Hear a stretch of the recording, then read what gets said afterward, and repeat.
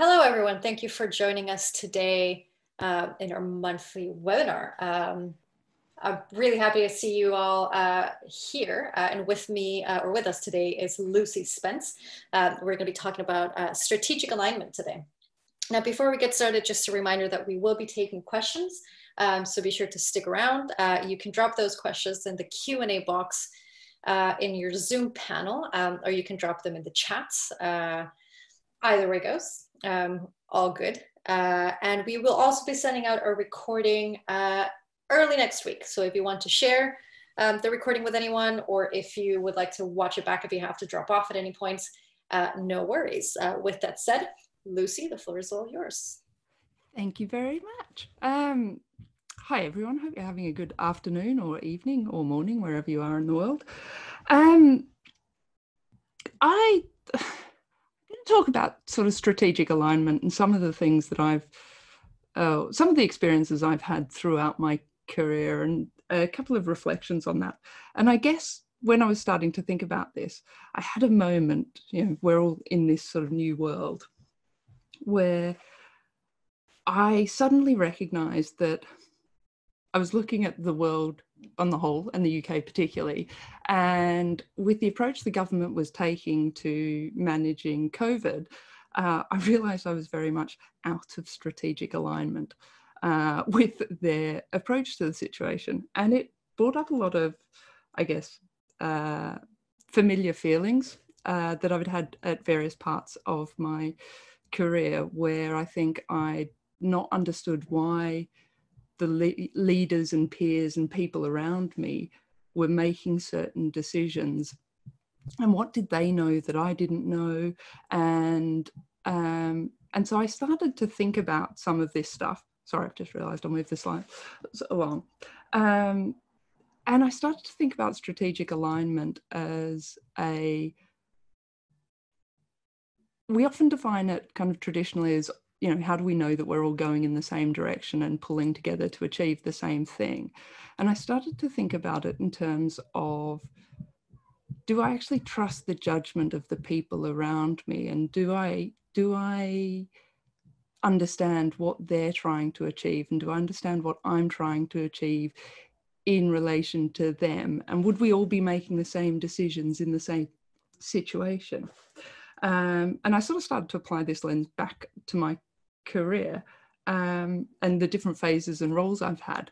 And so I came up with something that I'm going to refer to as the 5 levels of strategic hell. And the first level of strategic hell is, what the hell am I doing? Very obvious early in a career of like, you're just trying to do a job. I don't know about anyone else, but I think woefully underprepared for my first job. I didn't really know what I was doing. And I was just trying to figure out the working environment and like whether you should speak at meetings or not. And all of that kind of stuff. And then it progressed to, well, and it's not necessarily a linear progression, but as soon as you kind of get on top of your job, it's like, what the hell is the strategy? Where are we going from there? From here? After that, you then kind of get into the, well, how do I actually deliver this strategy? How do I execute against it? This is an interesting level of, how the hell do I actually influence this strategy? Maybe I don't agree with it. Maybe I know something different that means that we can go in a slightly better direction. And eventually, I've ended up in a position where it's like, oh God, hell, I'm responsible for this strategy. What is it that we're meant to be doing? And so that's what I'm going to refer to as the 5 levels of strategic hell. And if we actually plot those on a little chart of sort of time and break it down into a number of different sections, which sort of each map to different jobs that I've had. This is a bit of a work of fiction, but it's heavily drawn on reality. I can kind of plot some of the things that I've gone through, and that I suspect will be common to many, many people. And so, like, as I mentioned earlier, first job, really just trying to work out what I was doing. It's worth noting that actually my first job was as a furniture designer, but there wasn't really a lot of strategy involved in that. I switched to digital fairly quickly after that. But it was early stages of digital. Things were moving online for the first time. It was very PDF-tastic. And we were just working out what we could actually do with the technology. It wasn't so much strategy as just doing what you could. And the next few jobs, I moved to some different businesses. And the third one here was, I was actually the only person working in the digital space. And so I became suddenly responsible for the strategy. I was doing everything. And when I say responsible for the strategy, I mean, I had the lofty title of webmaster. And I was, so I would be the designer, the developer, the copywriter, the kind of everything. We didn't really do what I'd call UX in those days. It was very much a best guess, and then trying to work out how to support the rest of the business in that, which was a whole new level of sort of challenge that I hadn't had before. But it's very easy to stay strategic aligned with yourself. It's more about just aligning with the rest of the business there. And then through the next 5 to 10 years, I moved around to various different companies, depending on the size. It might have been quite an executional role. The strategy might have been defined, or, in smaller companies, you suddenly had to sort of set that agenda and drive the strategy forward. I think some of the more interesting stuff here, and what happened throughout this process, is I realized I didn't actually know a hell of a lot about strategy. And if you're going to help people go in the same direction as you are, you need to understand what direction you're going in and why you're going in that particular direction. And it's sort of this kind of, I'll call it almost a mid-career phase. It was starting to go, well, actually, I didn't know anything about finance. And I had to start listening to the CFO, because often, early on, the CFO would sort of get up and do an all hands and talk about various things. And I didn't understand those terms or most of what he was talking about, and realized that actually, as you wanted to kind of get more lined up with the business and the direction of the business, you really needed to sort of start to understand that and broaden out knowledge and understand how marketing were thinking and how finance were thinking and how customer operations worked, and start to pull all of this stuff together so that you could become more of a conduit to explain things and tell the right story to engineering teams that we're working with and designers and various people. The number 10 on here is sort of, it was a role where it was a very large organization, very good at doing stuff. But one of the things there, we often talk about autonomous teams and various things like that, and we think that's the way good product happens. But actually, in an organization this size, the strategy was very top down. It was like, here are your priorities 1 through 5. Actually, it was 1 through 10 for the year, and team of 1,000 teams of, well, we probably had 1,000 engineers or so were just executing against that, and they could change things in their space. But alignment looked very different there, and it was very much a top-down thing that you weren't trying to work out yourself, so you could focus on that delivery. Then moving to a startup, and all of a sudden you become responsible for the strategy again, and you're kind of like, oh, how do I work this out? And I think these are kind of, there's probably a trend through most people's career, which is a sort of, up and to the right model. But in terms of the role that we actually play, it does vary from organization to organization. And so it's really difficult to kind of talk about, I guess, strategic alignment as a whole, because it depends on team size, team organizational structure, how many people are involved, what state of maturity your product is in, and all of that or your portfolio is in. All of that sort of stuff changes by organization. And so you've got to kind of adapt your skill set and think about it kind of slightly differently. And that's just to give you a flavour of my experiences. I think things are probably quite different for people entering the workforce today when we're much more knowledgeable about how to develop good products.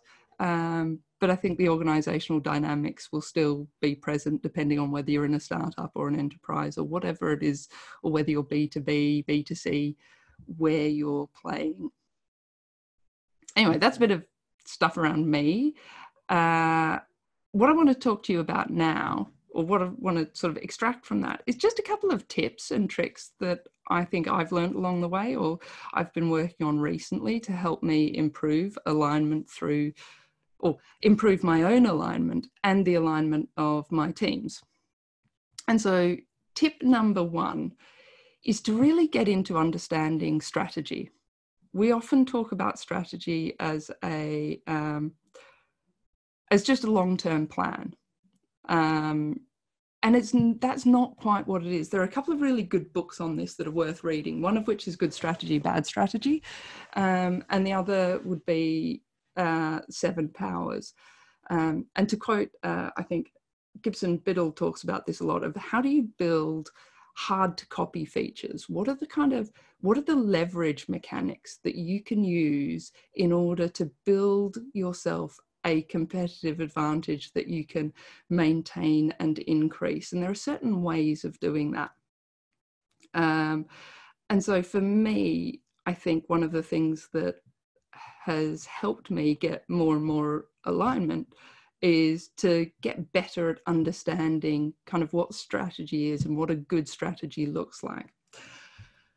And so what I list out here is those various different leverage mechanics. I hope everyone can read this. I really don't want to just read out stuff from slides to people.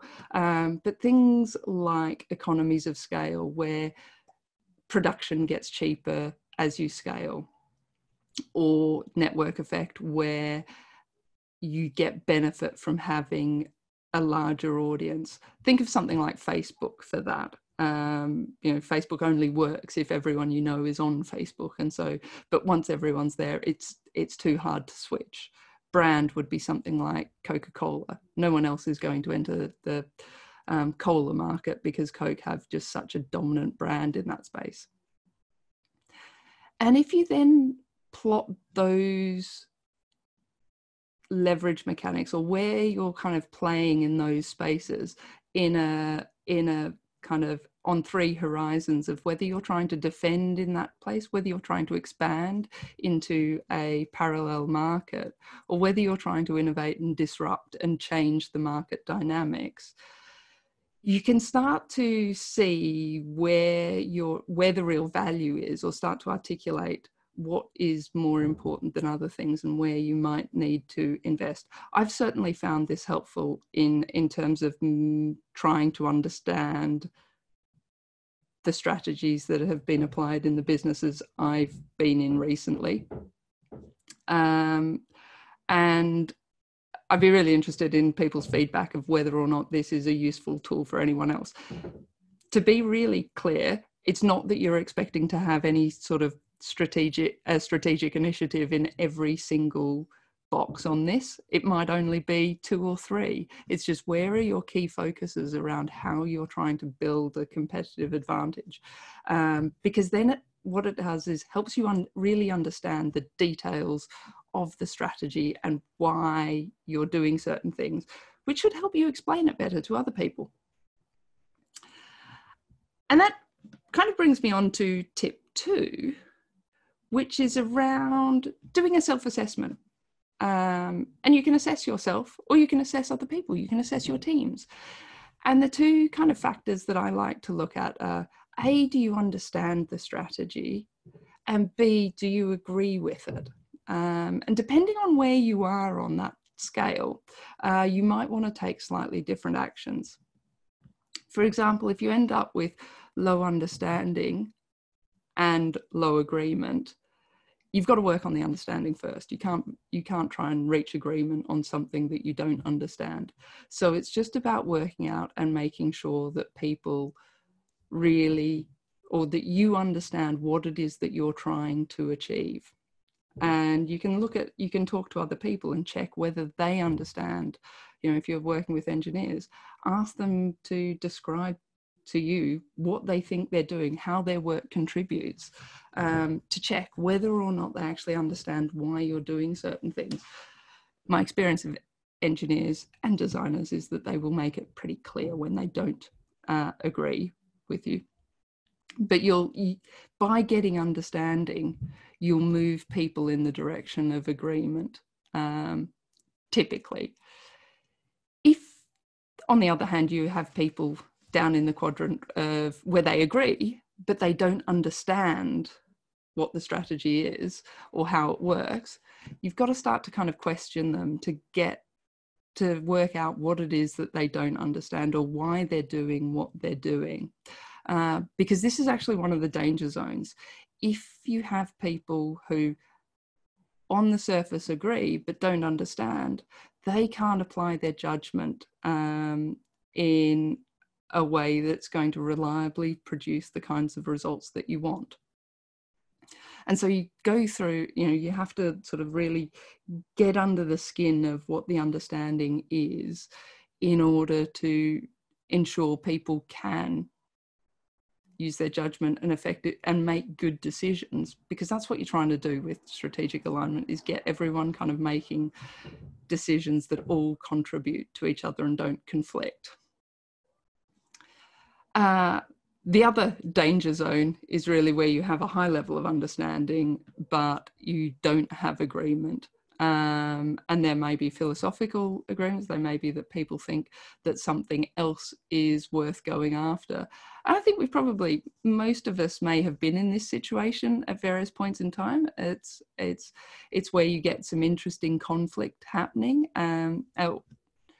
I should probably use the word tension, not conflict, but you can have some really interesting discussions in this space. But there is a point in time when it becomes kind of quite disruptive. And so there's a sort of, almost a process of listen to people, influence if you can, and influence the strategy if you can. Or it might be something where if you're out of alignment with the goals of the business, it might be time to leave. My experience of this, though, is actually when you listen, what you find out is that the understanding is actually not necessarily right, and that there is a gap somewhere there that means people have quite that there's a piece that's not quite lining up, and then you can start to address that, and generally the agreement will come after that. If, on the other hand, you've got everyone up in the top right-hand corner where everyone loves to be, you get a gold star, and then it's working out how to become a magnet to draw other people into that space. People will be all over this chart at any point in time, and they will move, I guess, but I just it's helpful for me to kind of try and diagnose problems and work out what is the action that I need to take in order to help people get to the right place, or help myself get to the right place for that matter. Tip 3, storytelling. Essentially, so much of what we do as PM is tell the story. We tell the customer's story to the business and to our engineers. We tell the business's story to our designers and our engineers. We tell the engineer's story to our designers and to the rest of the business in many, many ways. And because we do that, we've got this much broader perspective of things than a lot of other people do. And so what we need to do is sort of work out how to narrow that down and how to tell that story effectively. And there are a number of tools that you can use for that. Often people talk about OKRs, OKRs for driving strategic alignment. And OKRs are actually a way of telling a story. Roadmaps are a way of telling a story. ProdPad is one of the best ways of telling that roadmap story. It's set up to do that. But there are a couple of other ones, or the things that sort of a couple of presentations or documents and articles that I really like, one of which is Martin Erickson's Decision Stack. If you haven't looked at that, it's well worth going and having a look at how you kind of should be thinking about strategy and decision making and what decisions get made at which level, and therefore you can work out what story to tell at which level. And the other one is Gibson Biddle's How to Define Your Product Strategy, which is a series of articles, I think, on Medium that kind of go step by step through using Netflix as an example of his time there, of how they crafted a strategy and then communicated it. And I think there are some really good bits in there about what works at various different times. And so I would encourage people who want to think about how to tell these stories in a corporate environment to think about some of those things.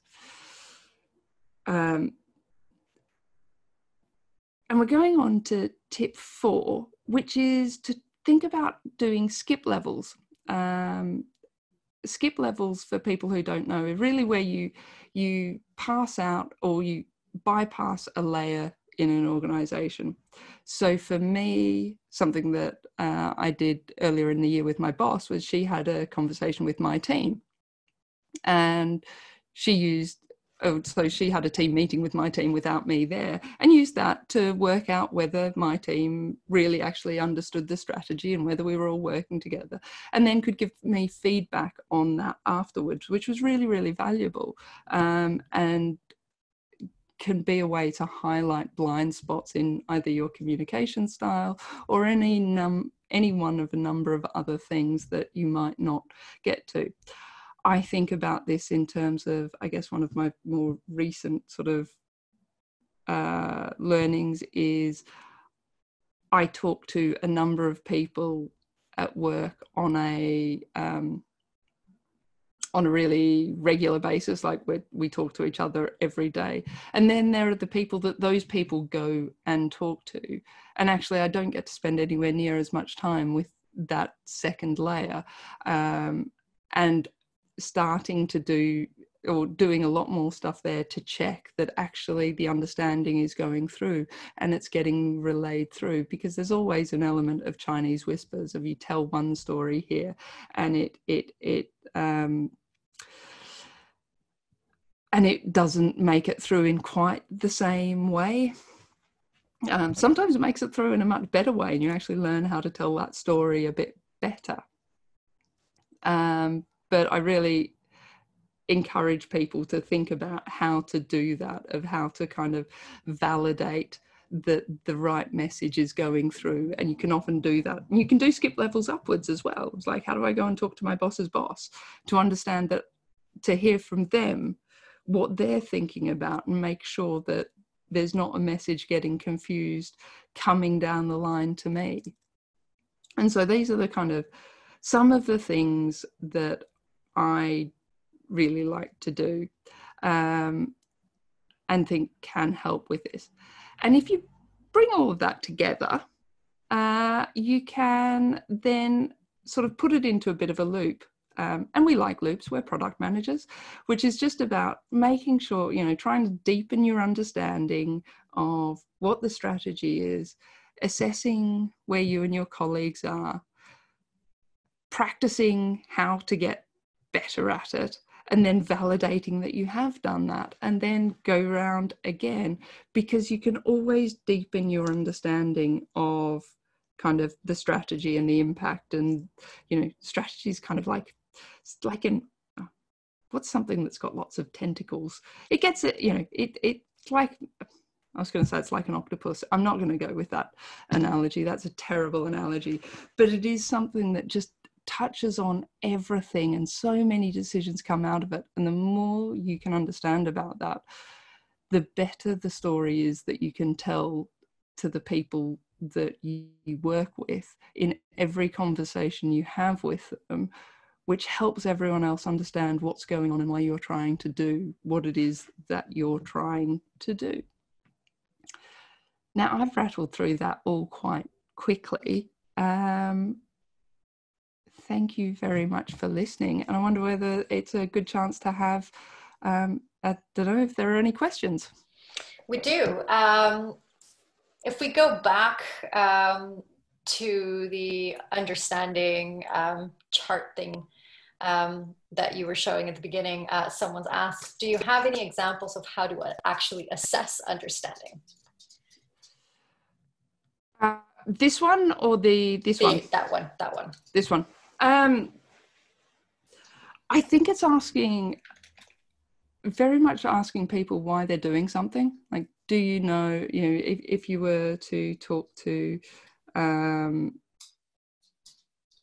engineer, it's sort of, it's like having that conversation about, well, okay, you're doing this. Why are you doing that? And do you think, what else could you do? And if you start to have those conversations around it, you'll soon be able to work out whether they really get how what they're doing contributes. The other thing is just ask people. I had a wonderful moment about a week ago where I was actually talking about doing this, and in my team meeting, and one of the newer members of my team kind of put her hand up and went, the strategy, I don't really get how it all fits together. Pretty clear signal there. You can just ask people and just spend some time talking it through. Yeah. Cool. I think people are getting a little less shy now because the questions are coming in. The next question is, any thoughts on internal politics and its effects on agreements or understanding of strategy? Many thoughts. Many thoughts.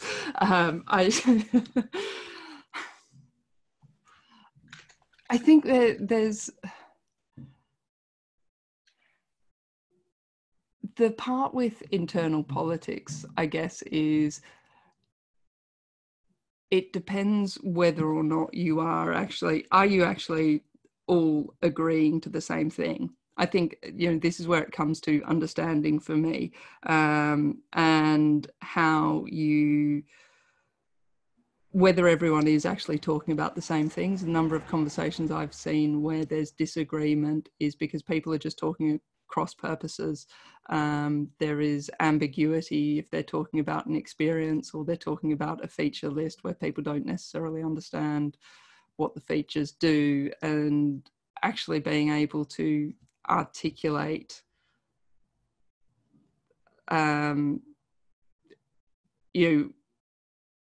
being able to articulate what the plan is, why you're doing it, and then structuring the conversation around that so you can really dig into where the disagreements are, and say and trying to understand what people's motivations are, what they think the right outcome is, and being able to actually capture that. And I think it's really, I think product often, depending on the organization, but often in enterprise or bigger enterprises, will get caught in trying to mediate internal politics, where you've got senior stakeholders with sort of slightly different agendas. And it's not that their agendas are necessarily political, it's just that they've got a narrower slice of the world, or they've got a slightly narrower view of the world, and we need to help them stitch that together, and why two things are in conflict. I like that. I like what you said about stitching things together.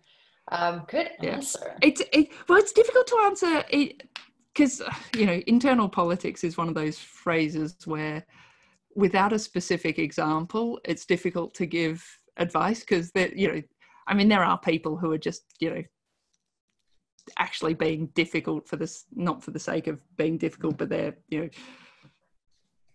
pushing things for their own agenda, and then there are people who are doing it because they've got very good intentions but they're just not aware of the full context or something like that. And you need to handle those sort of, the intentions slightly differently. That's fair. Have a couple more questions here.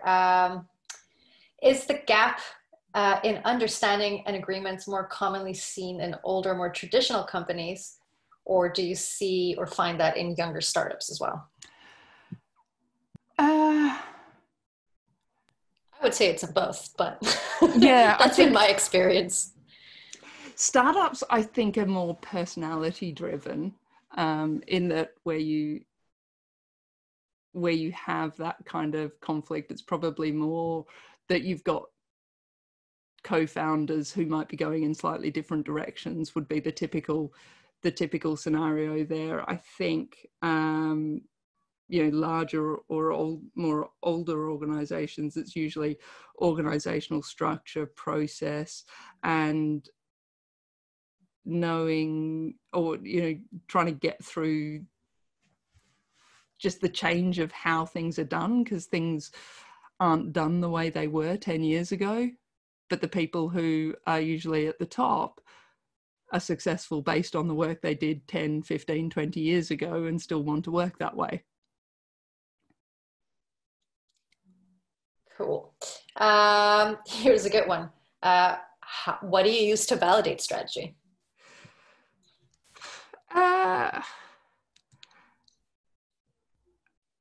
It's, other than, the obvious answer is just, if you're heading in a certain direction, we break it down into small things and we see whether or not there is traction there.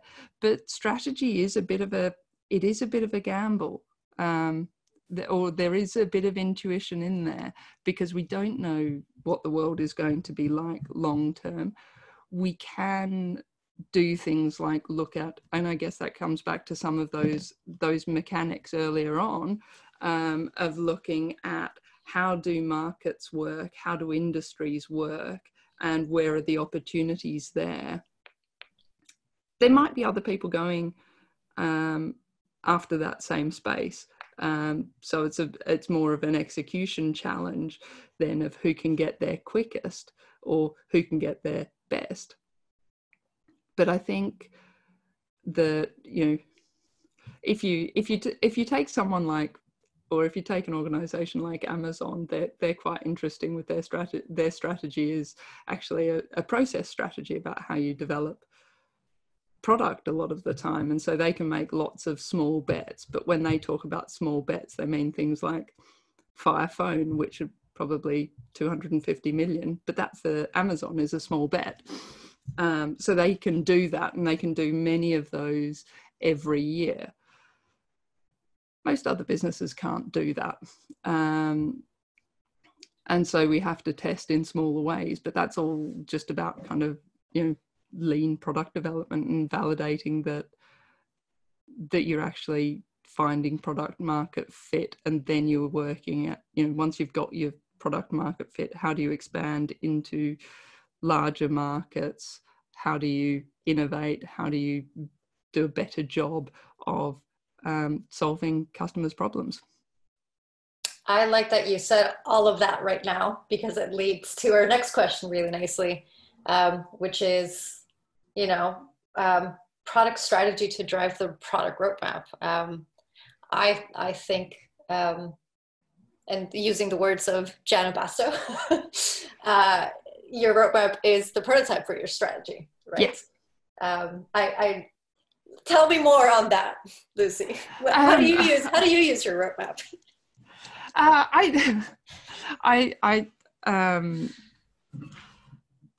I'm going to go on a slight tangent here and tell a little story. Please do. I love Lucy's stories. It's a very simple little one, but it was just something about have started to, or we started in my current role to talk about doing roadmaps in now, next, or later format, which we think is a really useful thing to be able to do. And we had a bit of a habit of kind of launching and leaving and not iterating on things when we built them, because we'd put deadlines in and all of that stuff that most of us are a bit familiar with. And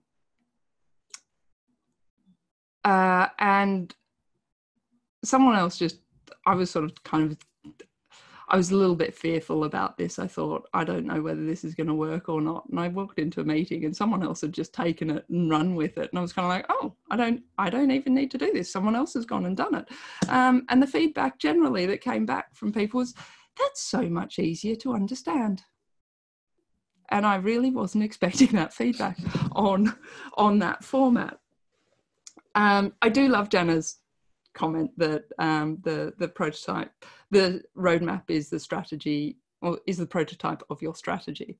And I think that's right. I think it's all about, it's about, strategy is something that is quite theoretical. It's an idea that you have. It's a long-term hypothesis based on, some leverage mechanic that says we think we can like survive or grow by doing this, and we think this is the best way for us to do it.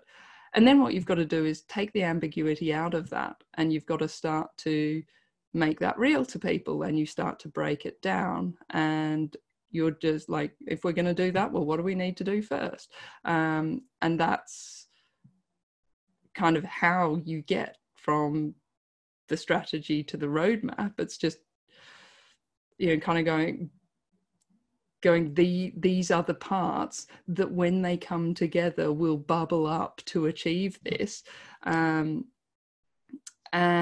all of that is kind of, grounded in this. And I guess the bit that I've probably neglected slightly in this is talking about that understanding of the strategy.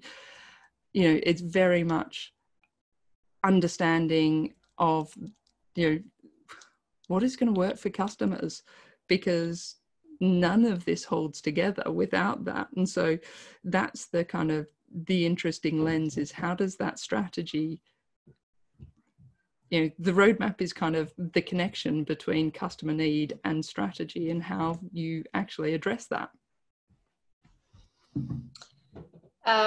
Someone's just asked a couple follow-up questions to what you were saying. The first is, could you expand on the type of roadmap that you're using? For the now, next, later. Oh, so we are using, in my teams, we're using ProdPad for that. If you mean just the tool, or is it? It's just, the question was the roadmap type that you found, that your team found easier to digest. Yeah, so we are doing the now, next, and later, of trying to make it as outcome focused as possible. So having kind of clear metrics about what we're trying to hit with each of those phases. Where I am at the moment, we've got kind of quite a portfolio of products. So some are doing it and some aren't.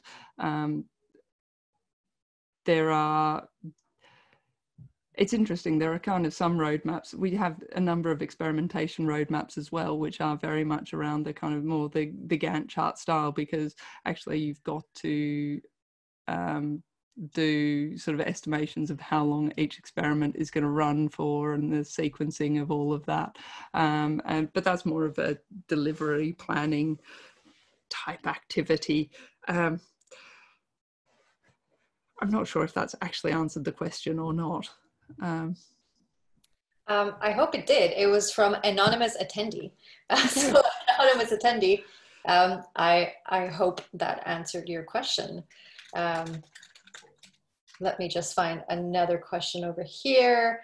I love this one. So when changing strategy, do you have any tips on getting buy-in from product managers whose roadmaps and resources will be disrupted? I'm just going to put this out there. You should expect your roadmap to be disrupted.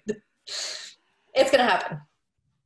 Yeah, but also being on the receiving end of it, it can be a complete bitch when it does happen. Yeah, I think it's very much around, having those conversations early. and getting agreement that the problems that you're actually solving are the right ones, and absolutely sharing the insight that has led to that.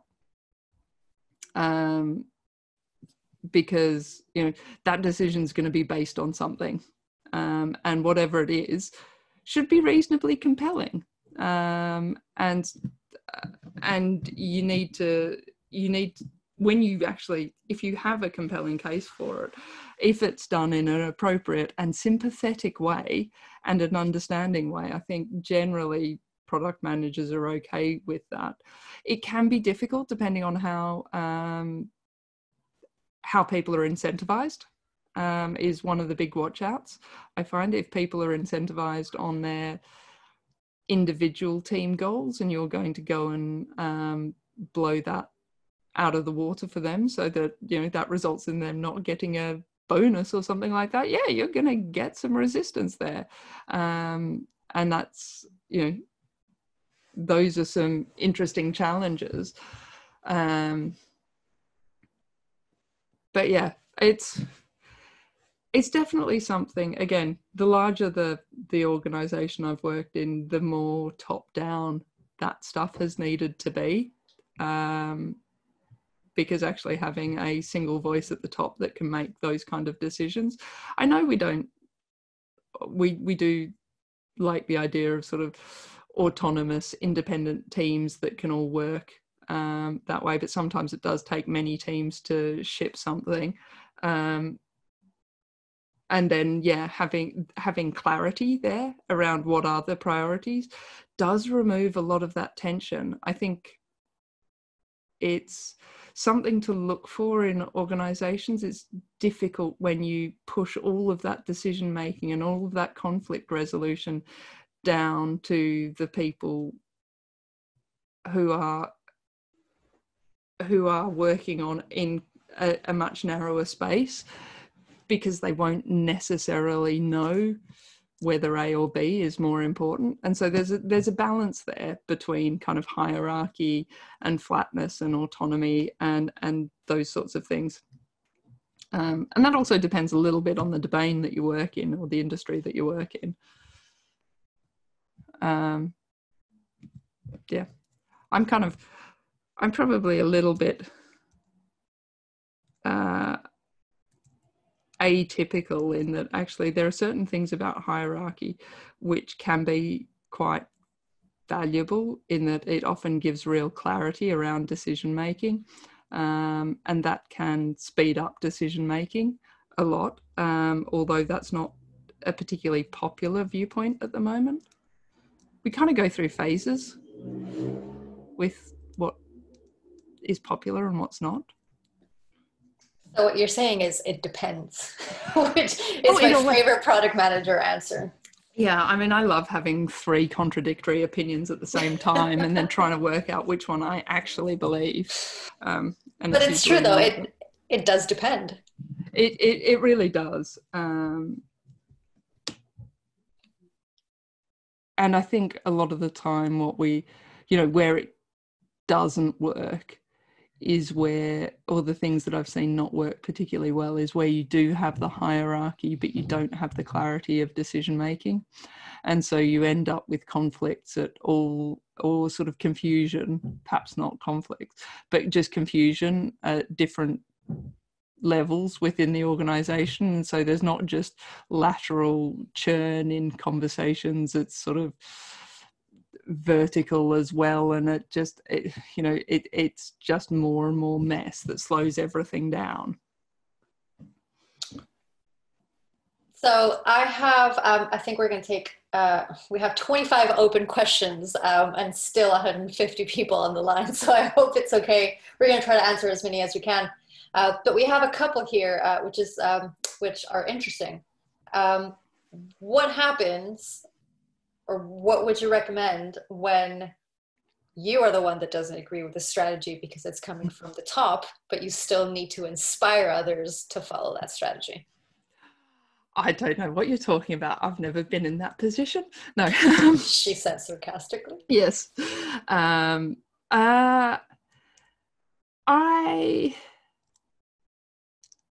I like to, I think this is where we need to stretch our empathy a bit.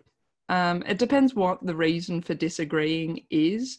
If it's just that you think that there are other opportunities, or you think there are different ways, that's one type of disagreement. If you disagree fundamentally with it because you believe that you're taking something like an unethical approach, that's a sort of a slightly different scenario, and that's probably not the scenario I'm going to talk about. It's more where you just think that there's you don't think that it's necessarily the right approach for either for kind of solving customer problems or for sort of building business value.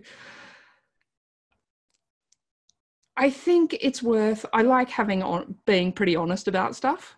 But I think there is a tone and a way of doing it, which is to outline and really get into understanding why people think that it is a good reason to go in the top-down strategy. And this is where we, need to engage our empathy and really actually get into the thinking of why would that person or the exec team or whoever it is think that that's the right strategy. It may be that they know stuff that you don't.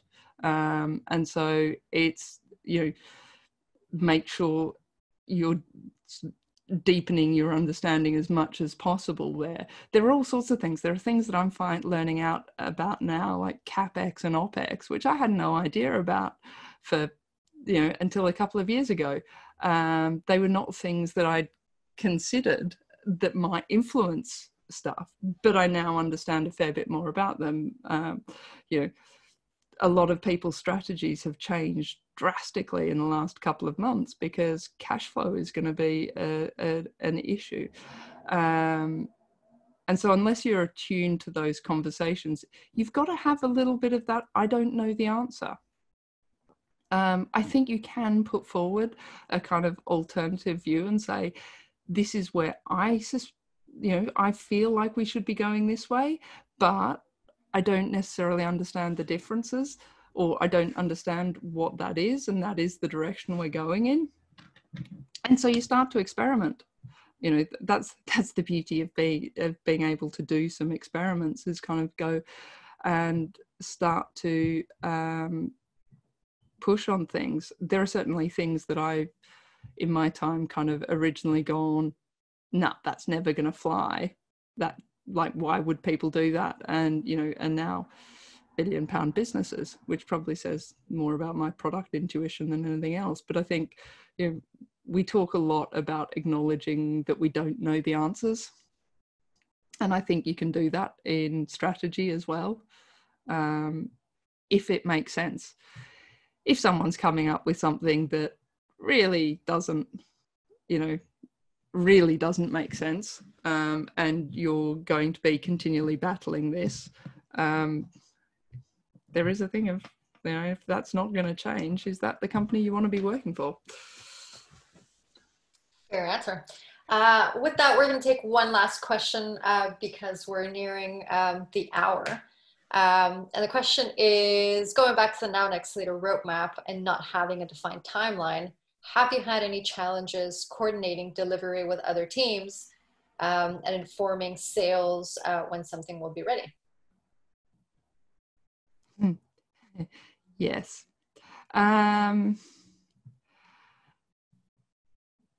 There are challenges with that. I think what we're trying to do, or the way that I'm thinking about it, is very much we have the outcome listed as what we're trying to achieve on the roadmap. And then, but we do get a bit tighter around actually defining when we're going to deliver something. But what we're not saying is that what we deliver at that point in time will achieve that outcome. And so we're giving ourselves some room. If you've got sales or a marketing team that want to talk about a feature, depending on the, they'll need to work with something. But you know, we do regularly have those challenges of kind of, you know, TV campaigns and stuff like that. If you've got a TV campaign going out and it's talking about something, it needs to be there. But what we try and make sure we do is we've got a long enough time to iterate to make sure it works. I hope that answered your question, Stu. I'm just going to pretend he's giving me a thumbs up. Okay. Yeah. Yeah, cool. Well, I don't know. Do you want to take another question? It's up to you. You've got 20 open questions. I mean, I'm happy to keep talking if anyone's actually still on the line and listening. You've got over 100 people, so don't worry. It's really weird when you can't see anyone or hear anyone. I bet. Anyway. Yeah, but it's okay. I'm here to support you. Yeah, you're doing a fabulous job. Thank you. Thank you. You're also doing a fabulous job. Someone has mentioned that you have a very calm and soothing voice, which I wanted to also say. It's very nice to hear you speak. No one has ever said that to me before, and that means an awful lot. Whoever said that, thank you. Someone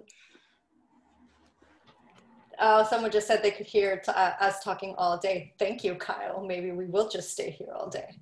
I love Lucy, and that is, I know it's a famous line, but I do love Lucy. I've heard you talk several times, and she's fabulous. But back to questions. Who is responsible for making sure the alignment happens? Ooh, good question.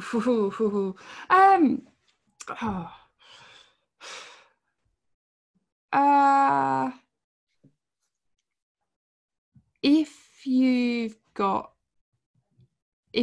product in your job title, or if you do a product role, I think it's your job to make sure that you are as aligned as you can be with the strategy. And this is sort of individual alignment, so that you can then ensure that the people that you are working with are getting the right message from you, and that you're responsible for that alignment. I think in terms of when you look at larger organizations with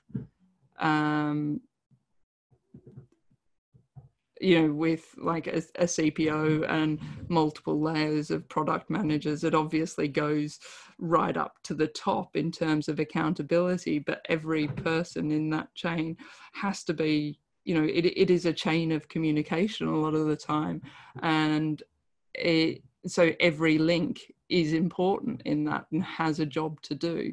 So I don't think it is a case of there is one person responsible for it. I think the challenge actually becomes more so when we often talk about product strategy, but sometimes it's difficult if there's no company strategy, or the company strategy is not particularly clearly articulated, and there's not necessarily alignment around that. And then you're kind of like, we've got many masters going on here. And so that can be a bit of a challenging scenario to work on. And that's where you need to kind of structure the conversations and get the right people in the room to work out and what it is that you need to know to be able to make good decisions. I like that. Wonderful. Keji would like to agree that you have a very soothing voice and you're a wonderful speaker. I just wanted to let you know that. I get really nervous. The thing is, I've got a watch with a heart rate monitor, and it just keeps beeping before I start talking about anything. It's like at the moment I'm spending 9 hours a day on video calls, so I have no idea why I get nervous about stuff. But I've done the same, and I have also had my heart rate monitor on while speaking, and it goes bonkers. Yeah. Absolutely. But speaking of speaking, yes. Any tips on speaking and wording your strategy for different groups? So if you're talking, for example, to your dev, you might have certain lingo, or to sales, you might have certain lingo. So what's your experience when talking to different groups and varying levels of perhaps their involvement or their experience to get them to that sort of high understanding place? Yeah, yeah, you do need to talk to people differently. And I think, again, do as I say, not as I do, because I've, made this mistake many, many times.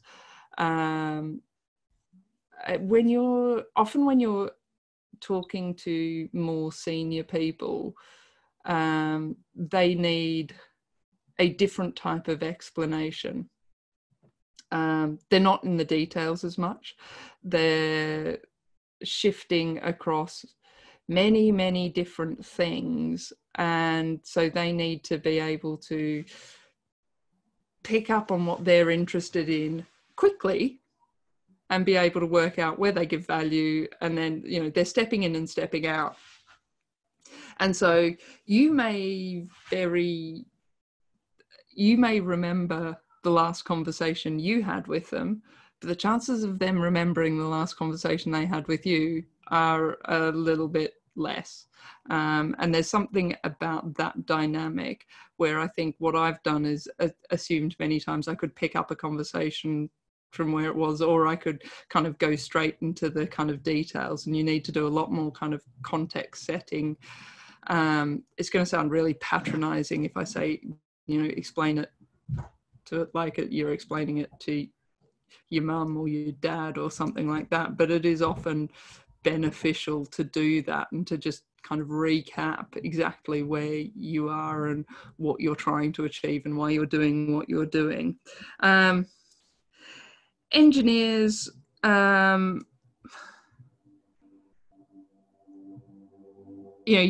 get into the detail, and you're always going to end up, you end up in a fairly detailed conversation that'll focus on some kind of edge case that you've never even thought of, but is the bane of their existence, and they'd really like to understand how in hell they're going to support that.